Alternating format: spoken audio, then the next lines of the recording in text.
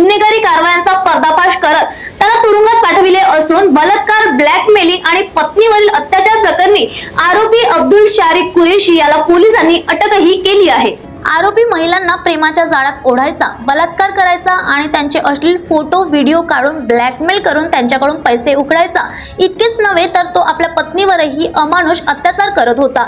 मात्र पत्नीने धाडस दाखवत आपल्या नातेवाईकाच्या मदतीने त्याचा फोन हॅक केला आणि धक्कादायक पुरावे पोलिसांच्या ताब्यात दिले।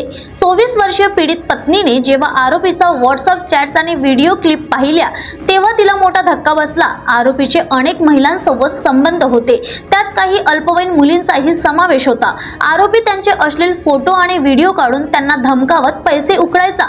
आरोपी विरोधात मिळालेल्या पुराव्यानंतर 19 वर्षीय पीडित तरुणीनेही पोलिसात धाव घेतली। तिने सांगितले की आरोपीने तिला साहिल शर्मा असे बनावट नाव सांगून तिला प्रेमाच्या जाळ्यात ओढले। त्याने लग्नाचे आश्वासन देत तिची फसवणूक केली, तिच्याकडून पैसे उकळले आणि सोन्याची अंगठी विकून पैसे घेतले। पोलिसांच्या तपासात आरोपी एकाच वेळी 4 ते 5 महिलांसोबत संवाद साधत असल्याचे उघड झाले। मात्र पत्नीच्या धाडसामुळे आरोपीचा घोटाळा उघडकीस आला आणि पोलिसांनी त्याला अटकही केली। त्याच्या विरोधात बलात्कार, ब्लॅकमेलिंग आणि फसवणुकीचे गंभीर गुन्हेही दाखल करण्यात आले आहेत। पोलीस टाइम न्यूज साठी स्वप्नील धारगवेची रिपोर्ट।